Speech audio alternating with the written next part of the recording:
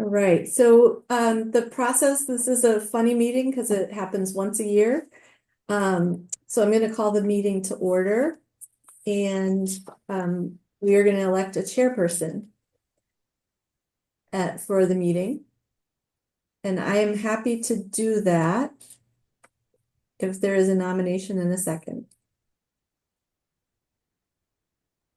I'll nominate Rebecca Ewald as chairperson. And I will second that.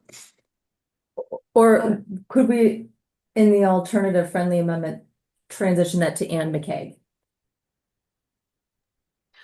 I amend my nomination to Anne McCaig. Abby Fowler. And I'm just as happy to second that. Thank you.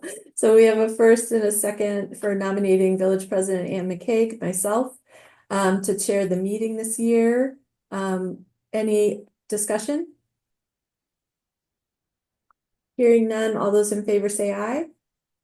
Aye. Thank you. Any opposed?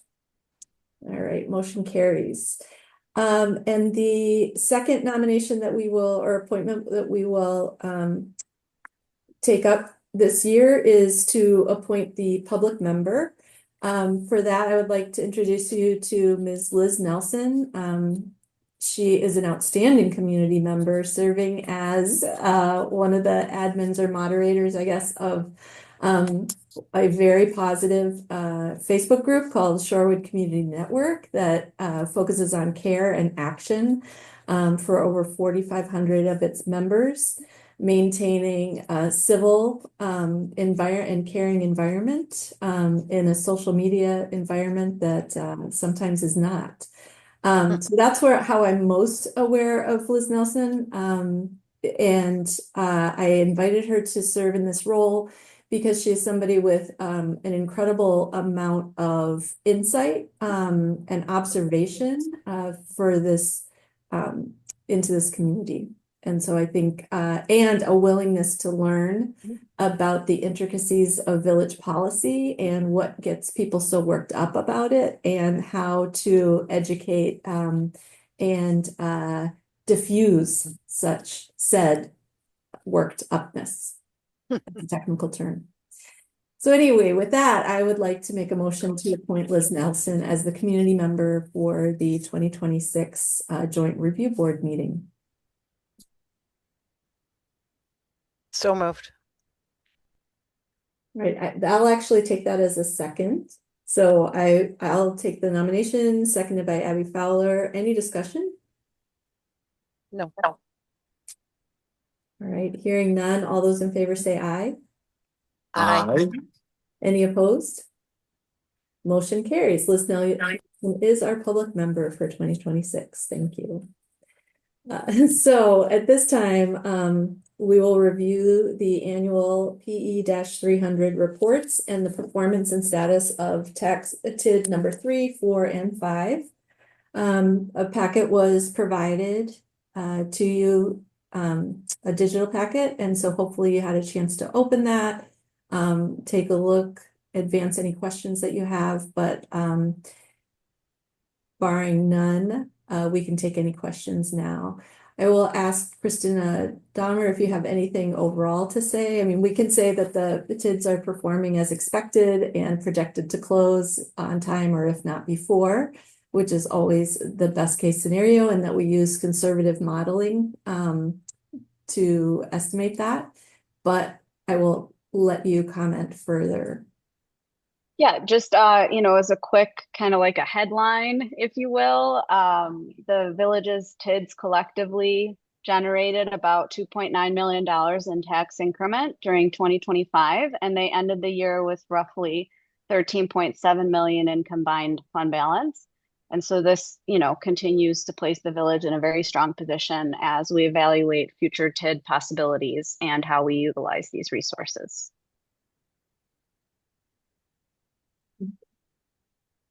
Questions or comments from the board?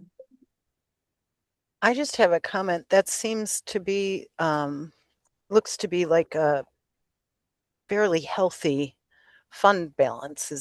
Am I interpreting that correctly?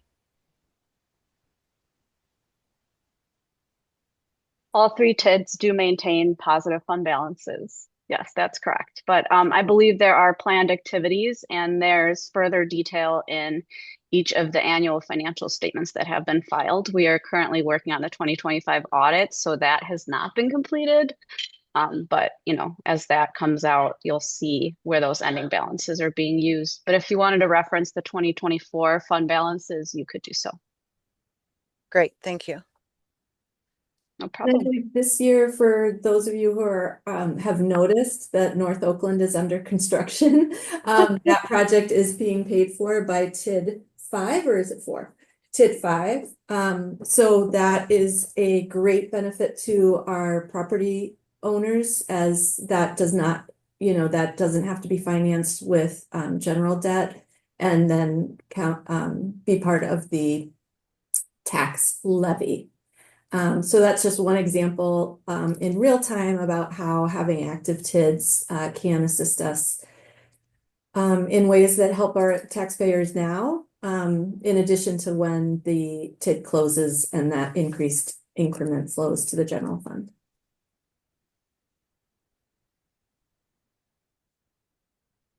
I am new to MATC about 6 months. I am sitting in on JRBs across the region, of which small increments roll up to MATC, and it is an important part of our revenue stream. I am a Wisconsinite, but I've lived elsewhere for about 20 years, and TID similar activities in North Carolina and in New Mexico are things that I'm familiar with, but I'm really impressed with how areas in the region and how the village of Shorewood is utilizing these mechanisms to support programs. And I'm coming to learn about what's going on here in the area. I have a college roommate that has been a 50-year resident of Shorewood, who I love the home and the neighborhood he's lived in, and I just think it's a nice complement to things that are happening in the village. So I'm very impressed. I'm learning though about what's happening, and I appreciate the chance to get this update today. So thank you.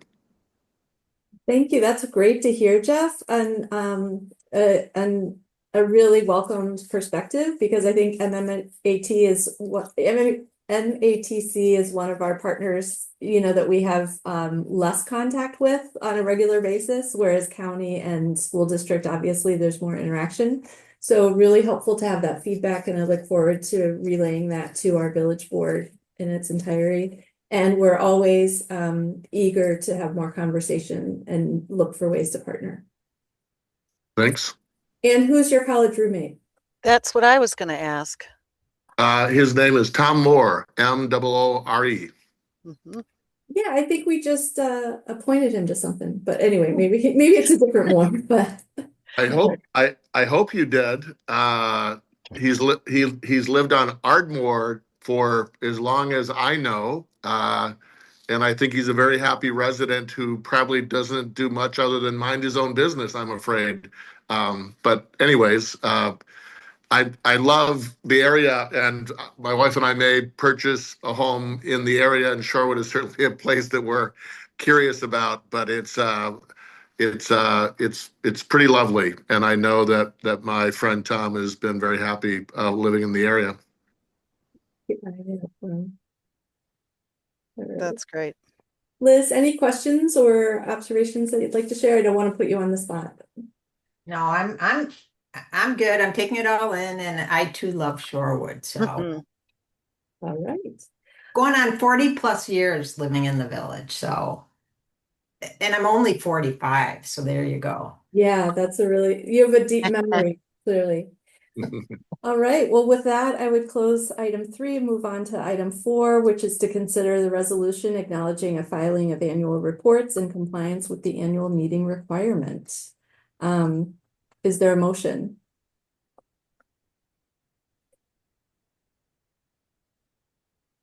I will make a motion. Okay, go ahead. Oh, I'll let you, Abby. I just lost the verbiage. You